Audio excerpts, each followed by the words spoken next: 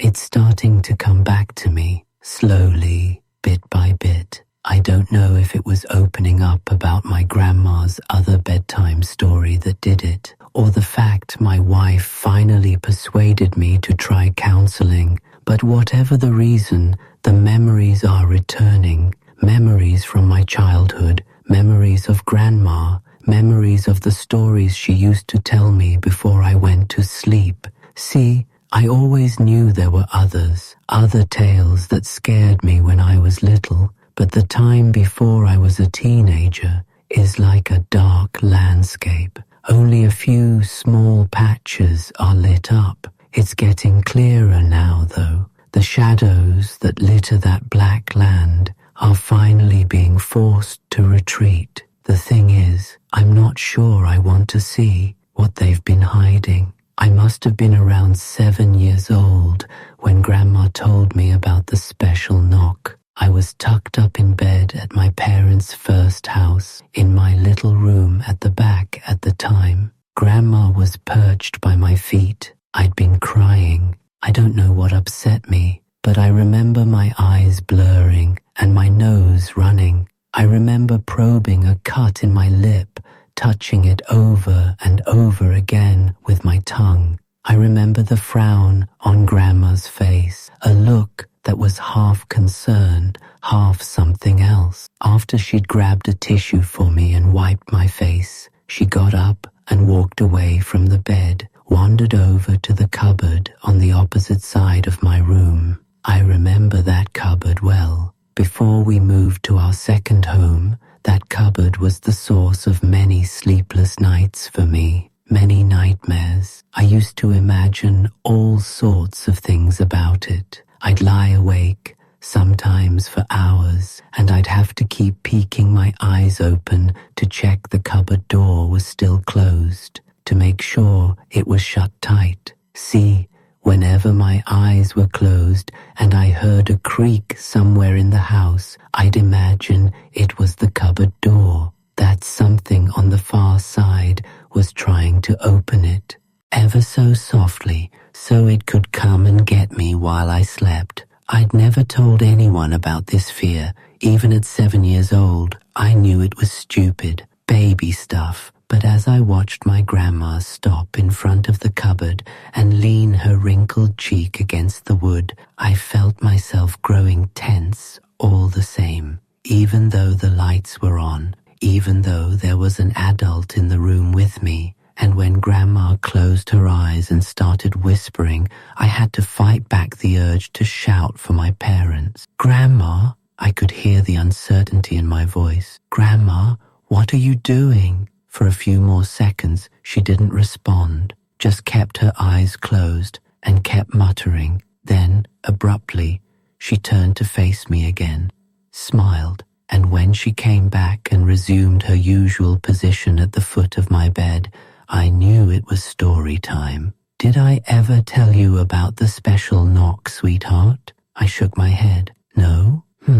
Well, maybe I was waiting until you were a bit older. The special knock can be wonderful. It can lead you to see things you wouldn't even be able to conjure up in dreams, but it can also be, well, dangerous." Grandma glanced away from me, towards the bedroom door. "Maybe it's one for another time, in fact. I really should be getting home to see your grandfather, and I wouldn't want to scare you." She started to get up from the bed, but I stopped her. "No, don't go, Grandma.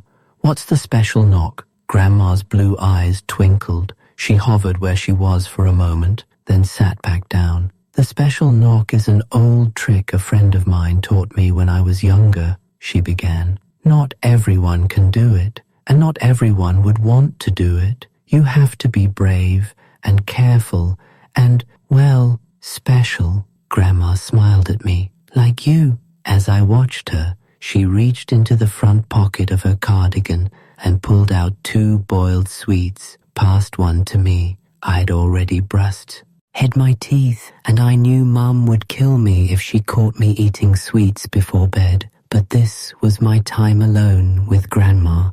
Mum was downstairs with Dad. She'd never know. I unwrapped the sweet and popped it in my mouth, feeling the sticky mint wash over my tongue. The cut in my lips stung slightly, but I ignored it. When Grandma next spoke, she'd lowered her voice. When I was over by your cupboard door just now, I was using the magic words, secret words that only a few other people know.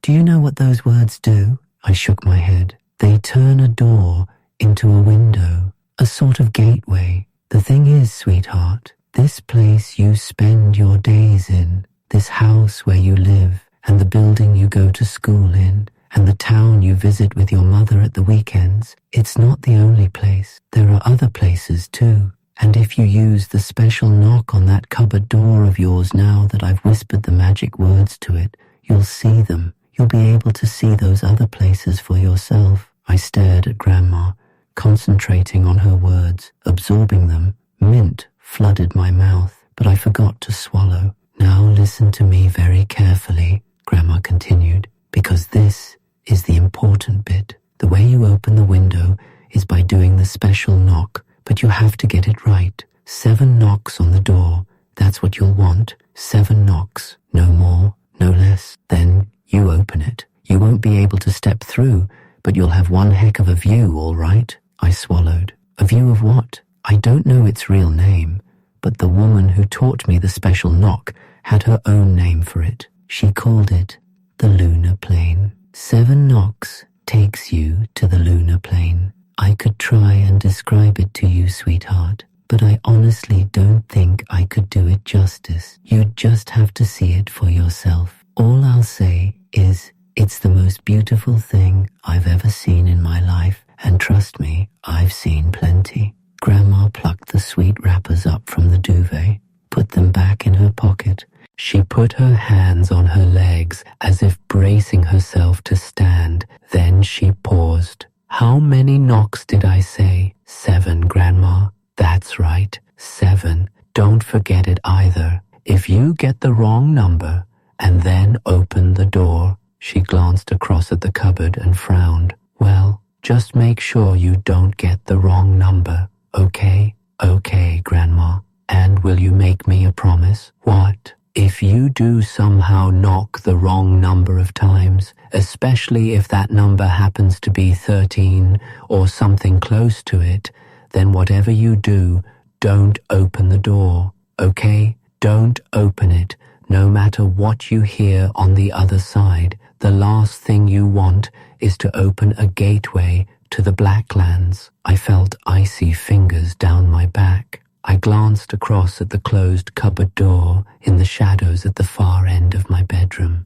What's the Blacklands? Grandma stood up and wandered over to me, leaned down, and gave me a kiss. You don't want to know, she whispered. I spent the next week avoiding the cupboard. I didn't go anywhere near it, tried not to even look in its direction, did my best to push Grandma's story as far out of my mind as I could. It wasn't easy. Whenever I was alone in my room and the house was silent, I'd feel it, a sort of pull, like when someone tells you not to look at something and suddenly all you want to do is take a quick peek. The feeling was sort of like that, but it was different too, stronger. Sometimes, when I was lying in bed at night, I'd feel the cupboard almost like a weight in my mind, a heavy, static energy. It made me restless, made me want to scrunch up my fists and grit my teeth. When I turned away from the cupboard,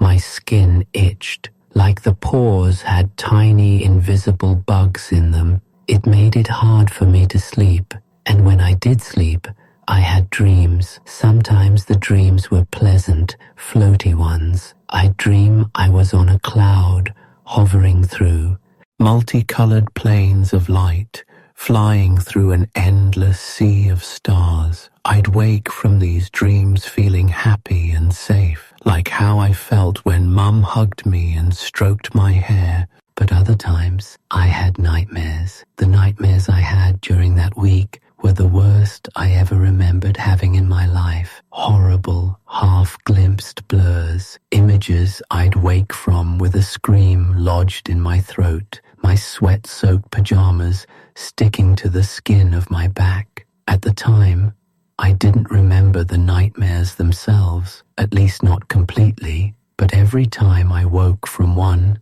I was left with the same fading image, an image of myself surrounded by thick, choking blackness, dense shadows everywhere. I couldn't see a thing, but I had the sense that I was standing at the center of a vast open space. Wind howled around me, sounds echoed. I wanted to open my mouth and yell for help, but I couldn't bring myself to, because I knew I wasn't alone. It was a week after Grandma's story that I used the special knock. It was a Saturday night, and my friend from school, Tim Jacobs, was round. We were having a sleepover. It's been a long, long time since I last saw Tim, but I can still picture him. Even though he was a month younger than me, I always remember him looking older, a tall, broad-shouldered kid with green eyes and messy blonde hair, a half smirk permanently on his face. Tim was one of the most popular kids in our year, and in normal circumstances, he wouldn't have had anything to do with me, but our dads were friends from way back, and we'd known each other our whole lives. As Tim often liked to remind the kids at school, he was forced to hang out with me. When are you gonna get a TV in your room, or a computer? Tim sat in his pajamas, slumped in the chair by my desk. He was fiddling with my desk lamp, switching it on and off. His face lit up with light, then disappeared, then lit up again. This wasn't the first time Tim had asked me a question like this. Whenever we had sleepovers at my house, he spent the whole time moaning about my lack of stuff. No TV, no computer, no PlayStation. I had board games and I had books, but that was about it, and Tim had no interest in those things. You know my mum won't let me, I muttered back. It was 10 p.m. and we were both speaking in half whispers. We'd been told to go to sleep at 9 p.m. and Mum had already been up to give us one warning for talking. I knew from past experience that one warning was all you wanted to get. Mum had a short fuse, and she wouldn't be above grounding me if I wasn't careful. I knew we were safe if we kept our voices low, though. Mum and Dad were both downstairs in the lounge, watching TV, some film. The faint, tinny sound of laughter drifted upstairs every now and then. As long as we weren't too loud, they wouldn't hear us. I glanced warily at Tim, who was still fiddling with the lamp. He was in a restless mood. He'd been silent and sullen most of the evening, rolling his eyes whenever I suggested stuff for us to do. Bad signs. From knowing him so long, I knew he could get reckless when he was bored. Reckless and mean. You know what I think? Said Tim now, keeping his eyes on the lamp. He was talking slowly and carefully, punctuating his words with a flick of the lamp switch. What I think? Switch. Light. Is that your mum? Switch. Dark. Is a bitch. Switch. Light. He put extra emphasis on bitch, savoring the bad word, the adultness of it. Then he stared across the room at me, fixing his green eyes on mine. I felt my own eyes prickle, and suddenly had to fight to hold back tears. I looked away from Tim, and my eyes found the cupboard. I know what we could do, I said suddenly. Tim followed my gaze. I'm not playing any more of your stupid board games, he said. That's kid stuff. No, this isn't board games. This is a secret I caught myself. A secret someone showed me. Yeah, what secret? Tim's voice still had an edge to it, but at the same time, I could tell I'd caught his interest. This was my best tool when Tim was in a bad mood. Distraction. If I argued or disagreed with him, he'd only make fun of me more, but if I could get his mind on something else, I might be okay. So, basically, there's this special knock someone taught me, I said now. If I do a special knock on that cupboard door, Then open it. We'll be able to see something really cool." Tim rolled his eyes. "Yeah, right. No, really. A witch taught me how to do it. She cast a spell on the door, and now I can take us anywhere we want to go just by knocking on it." Tim stood up from the chair by my desk. The lamplight spilled over his face. His expression was half smirk, half scowl. "That's the dumbest thing I ever heard," he said. "It's dumb, even for you. How about instead of knocking on the door, I knock on your head a bunch of times? How about that?" He took a step towards me, and I panicked. "Well, if you're too scared to try it, I'll understand." This was a big risk, and I knew it. But as soon as the words were out, Tim paused. "Why the hell would I be scared? I'm not scared of nothing." I shrugged. "Well, the spell the witch did is dangerous, really dangerous. Like, if we get the number of knocks wrong, and I do more than I should, we could go someplace bad." Tim glanced across at the cupboard door, then looked back at me. His face was hard to read. "Wait, so how many knocks is it meant to be then?" "7, I said quickly. "7 takes us to this awesome place, but the witch told me that if we get the knocks wrong, especially if we get close to 13 or something like that, then the door opens someplace different, someplace scary." Tim was no longer scowling. He looked across at the cupboard door again, a slight frown on his face. After a few more seconds, he shrugged his shoulders. "Okay, go on then. Let's try it." The brief wave of relief I felt was extinguished as soon as I turned to the cupboard door. It stood a few feet away from me, just outside the glow of the desk lamp, in the shadows. It seemed stupid to think that the cupboard wasn't anything more than just a cupboard, baby stuff. But then again, as I looked at it, I remembered the dreams I'd been having all week, the nightmares, and Grandma's words from the previous weekend floated back to me. "If you get the wrong number and then open the door." Grandma hadn't had her storytelling face on when she'd warned me about getting the number wrong. She'd had her serious face on. I was sure of it, as though she really meant what she was saying. And what was it she'd said about 13 knocks? If you do somehow knock the wrong number of times, especially if that number happens to be 13 or something close to it, then whatever you do, don't open the door, okay? Don't open it, no matter what you hear on the other side. I shivered. Still, that was all right, wasn't it? I'd just have to make sure I only knocked 7 times. I'd count as I went. Easy peasy. I pulled in a deep breath and stepped towards the cupboard, felt Tim's eyes on me. From downstairs, at the edge of my hearing, I caught laughter floating up from the lounge. "It's okay," I told myself. "Your parents are just downstairs. And besides, nothing's really going to happen, is it? Grandma can't really turn doors magic." "Get on with it," said Tim. "If you're going to do your special needs knock or whatever the hell it is, then do it, okay? Don't just stand there." I ignored him. By now I was directly in front of the cupboard door. I could feel that tingle again too, that pressure beneath my pajamas.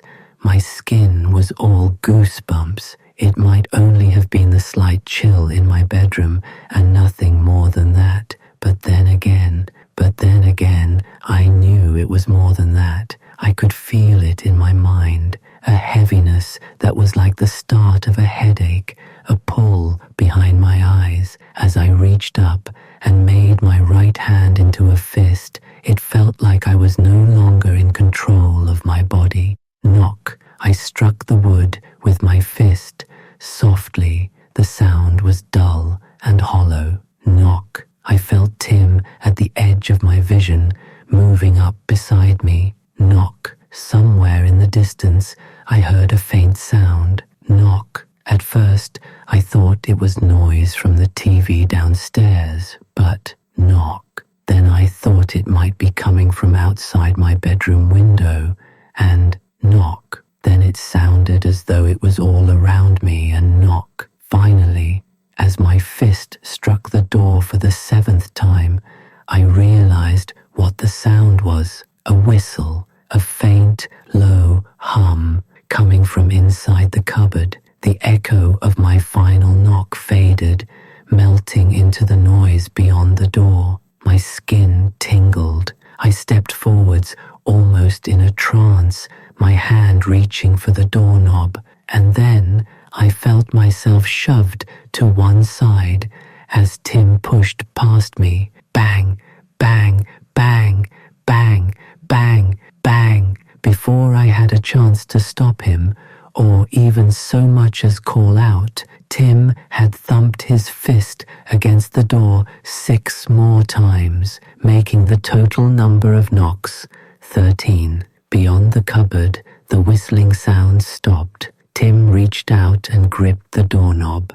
Why would you tell a 5-year-old kid such a fucked up tale? Ever since the memory of my 5th birthday came back to me, this is the question I've kept asking myself, but I don't have the answer. I suppose I shouldn't be that surprised, given the other stories my grandma told me when I was little, the one about Mr. Longfingers, for instance, and the secret of the special knock. I really shouldn't be surprised at all. What follows is a memory from the day I turned 5. I must have been repressing that day for years because it's taken weeks of therapy for me to unlock it. Grandma, will you tell me a story before bed? She was halfway to the bedroom door when my words stopped her. I didn't want her to go. Grandma had just tucked me in and turned off my bedside lamp, and I suddenly felt afraid. Partly, it was the darkness of my bedroom. The shadows were so thick I could barely make out my stuffed toys sitting in a row on top of my dresser. But mainly, it was my new birthday present, the present Grandma had got me. It wasn't my main present. That was the pack of monsters in my pocket toys I'd ripped open downstairs. No, this was an extra present, a secret present. I hated it. Even in the dark, I could see its shadowy outline on my bedside table. The thing gave me the creeps. A story? Well, what kind of story would you like to hear? It was a silly question, because Grandma only ever told me one kind of story, the scary kind. But because I was already a bit freaked out, I said something I wouldn't normally have done. Nothing too scary, Grandma. Grandma raised her eyebrows at me. Not too scary. I shook my head. She leaned over and switched my bedside light back on, then perched at the foot of my bed, smiled down at me. Out of the corner of my eye, I could still see Grandma's present. It was watching me from my bedside table. I did my best to ignore it.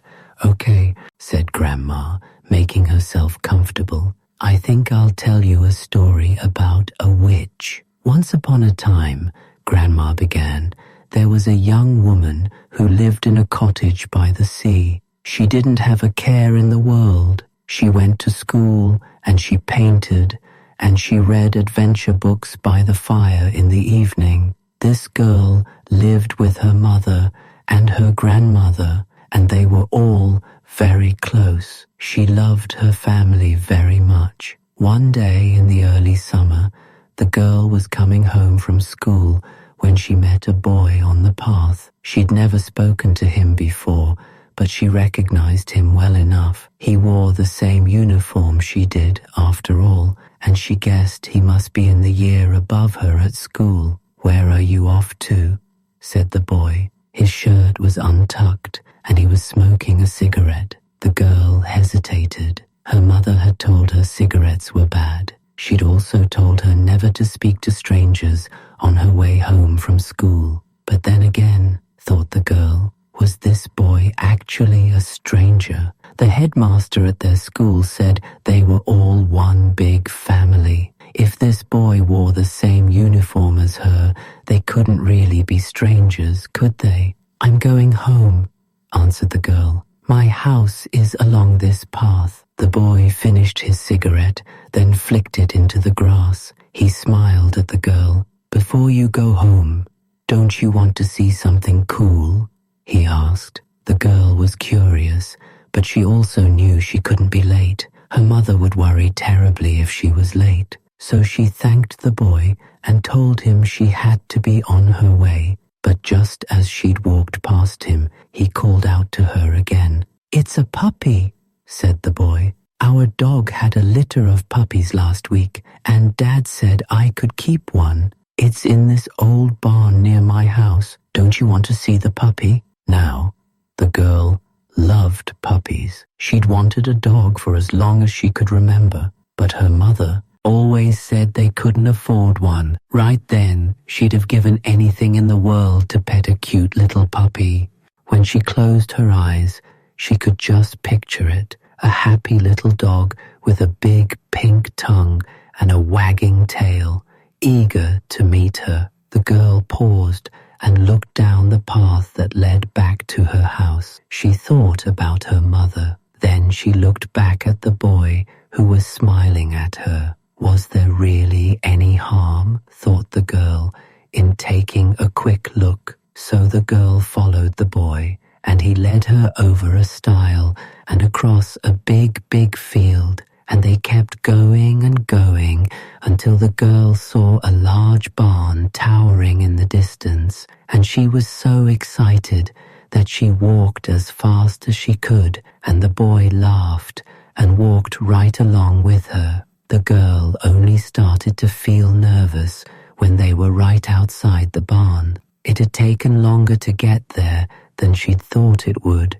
and the sun was a lot lower in the sky now. She was going to be late getting home. Her mother would be worried. She wanted to see the puppy quickly so she could hurry back, but the barn was dark and full of shadows, and she couldn't see any sign of it inside. "It's just over here at the back," whispered the boy as he took her hand and led her into the shadows. "He's going to be so excited to see you." So the girl took his hand and followed him, and even though his palm was sweaty, she held onto it tight because she was suddenly starting to feel afraid. It was only when she heard footsteps and laughter behind her and turned to see two bigger boys emerging from the barn's shadows that the fear inside her turned to terror.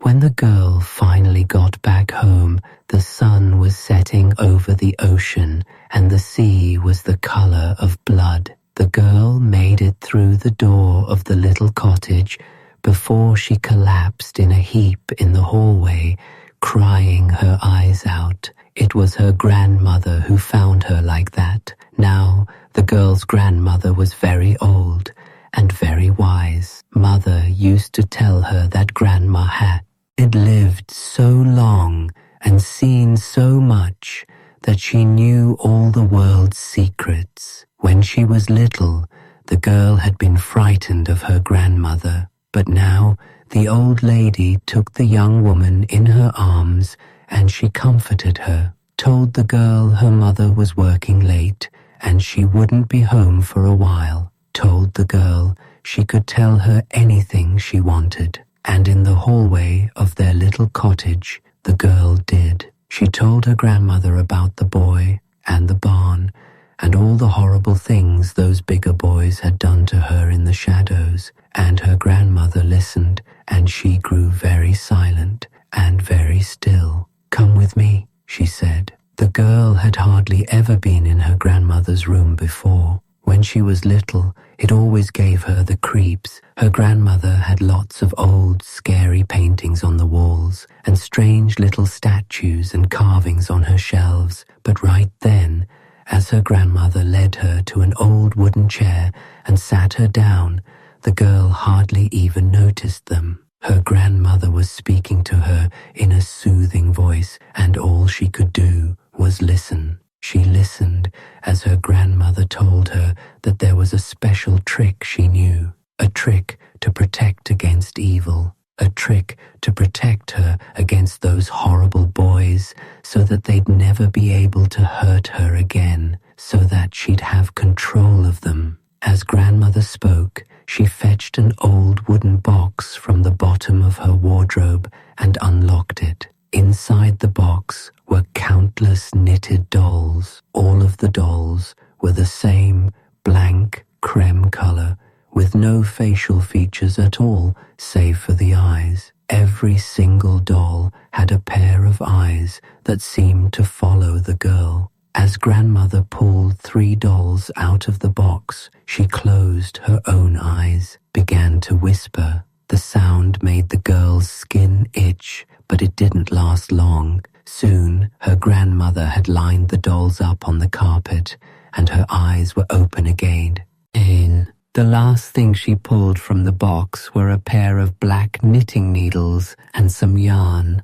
"Those boys that hurt you, sweetheart," she whispered. "I want you to describe them to me." And although she was still terrified, and although it made her feel sick, the girl did. She described the boys as well as she could remember. She described them as her grandmother went to work with her needles. And finally, with the blood-red sun disappearing below the sea outside the cottage window, the dolls were finished. The girl's grandmother took the girl by the hands and looked into her eyes. "I want you to keep hold of these dolls, sweetheart," she whispered. "As long as you have possession of them, those boys will never be able to hurt you again." And do you know what? Those boys never did. The girl was sitting in an armchair overlooking the sea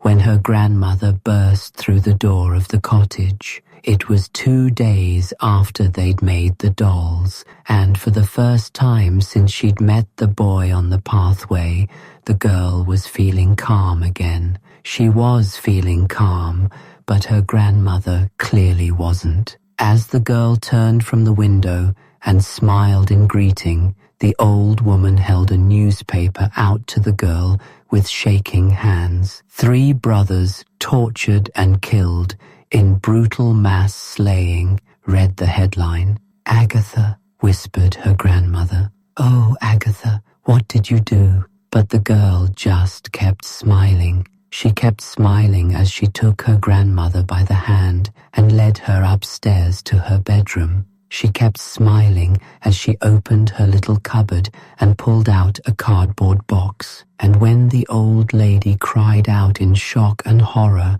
as she saw the 3 dolls inside, the girl kept smiling still. "What did you do, Agatha?" whispered her grandmother again. But it was pretty obvious what the girl had done. Each of the dolls had been impaled with at least a dozen sewing pins, all of which had been pushed through their knitted heads. The area below each of their waists had been beauties, burned black with a flame. The girl smiled down at her work and took her grandmother's shaking hands in her own. "They won't be hurting anyone now, will they?" she whispered. "You see, sweetheart," said Grandma, as she stood up from my bed and switched off the light. "I gave you one with a happy ending. I lay in the dark, feeling sick. I don't think I'd understood everything Grandma had told me, not right then at least, but I'd understood enough. I'd understood enough to know I felt worse now than I had before the story started.